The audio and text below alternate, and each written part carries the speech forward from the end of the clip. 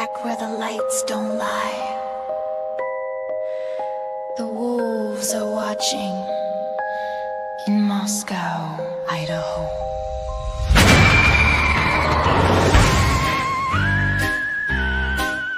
Yeah, they said it's open and shut, case on ice. But the facts keep shifting under courtroom lights. Evidence tagged, locked in a sheet, but the truth cuts deeper. It's a double-edged sword beneath. Cameras roll, opinions fly, truth's in the dirt, but it won't die. Every headline's got a twist or two. Four souls whisper, we're counting on you.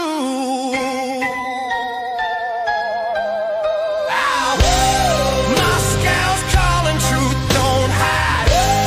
Shadows talk on the witness side. We ain't buying every show they sell. There's a storm in Idaho and it's raising hell.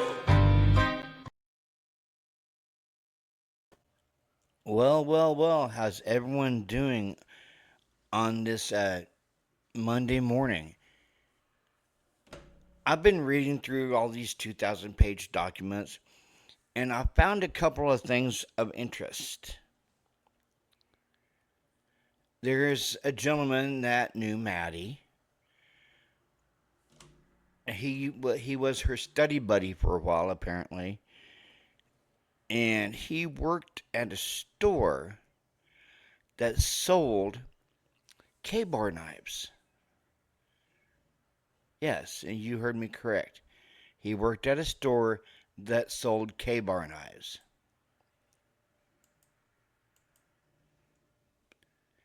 Professor of marketing, redacted, he and Mogan and blank are in marketing at the university and worked together on group projects.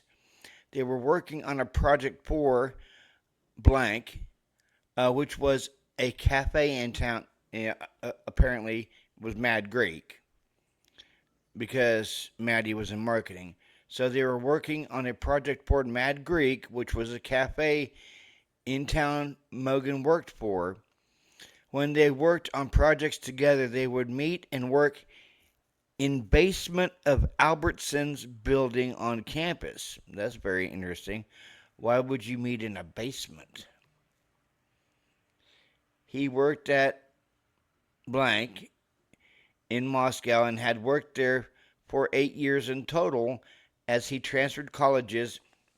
Now, here's where it gets interesting, guys. He moved stores with his boss. Said the store carried old K-bar knives, but they were an older clearance item. He didn't know what kind of sheath a K-bar knife would come with. He didn't know Kaylee Gonzalez and didn't remember seeing her at the corner club. Here's another person that is stating that they've never heard of Kaylee. He didn't know any of the victims besides Mogan. Mogan was the only person from the house he spoke with and was mainly related to class projects. He only talked to Mogan approximately 4 or 5 times throughout the school year. They mainly used text messaging to communicate. He read us the group text he, Mogan, and blank used. The last text was from Mogan was the photo and text message at the corner club. Blank responded the following day, which was the last text in the thread. He was attending his last semester at the university, and he thought Mogan was going to finish in 2023. He started college at Treasure Valley Community College, transferred to Utah Tech University, and from 2017 to 2019, he started attending the University of Idaho. In 2019, he joined the Army Reserve as a culinary expert, and after 2 years, he went back to the University of Idaho to finish his schooling. He never heard of any issues Mogan had with anyone. He did not know if Mogan used narcotics. And here we bring that rug element up again. They never spoke of anything personal. He didn't have a car and walked wherever he needed to go around the campus. He rode the bus home to Boise and borrowed his brother's pickup while he was in town. Blank did not have any injuries to his hands, arms, or face. Approximately 1:36, consented to a DNA sample. Idaho State Police Detective Millar arrived on scene and collected a DNA sample from Blank, which I took custody of and submitted into evidence for processing. Now, do we really know if a lot of these DNA samples that they're taking were actually processed? Or were these DNA samples a part of the evidence that was destroyed when the refrigerator malfunctioned? We'll never know. But it's really interesting to find out that somebody close to Maddie worked in a store that carried K-bar knives on clearance. So could anybody from that college walk in there and purchase a K-bar knife on clearance? I'd say yes.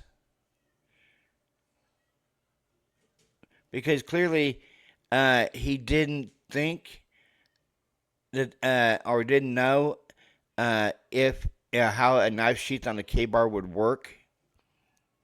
Yeah, easy. Take the K-bar, put it in the sheath. But I saw that, and that made me scratch my head and start pondering about the whole K-bar situation. You know, everyone's saying that Brian purchased it off of Amazon, but now apparently somebody close to Maddie worked in a store that sold them. So that just makes you wonder. I wanted to get on here real quick and share that with you guys. I hope everyone has a good evening and a good morning and a good night. But make sure you hit that like button, subscribe button, and click that bell notification for any new uploads. This is True Crime Unleashed, and I'm out, guys. Peace.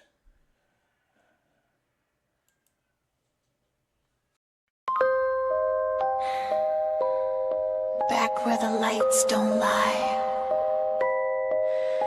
the wolves are watching in Moscow, Idaho.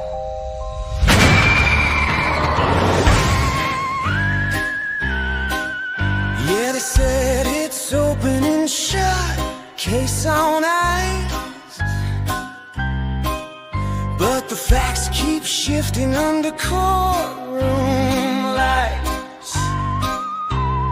Evidence tagged, locked in a sheet, but the truth cuts deeper. It's a double-edged sword beneath.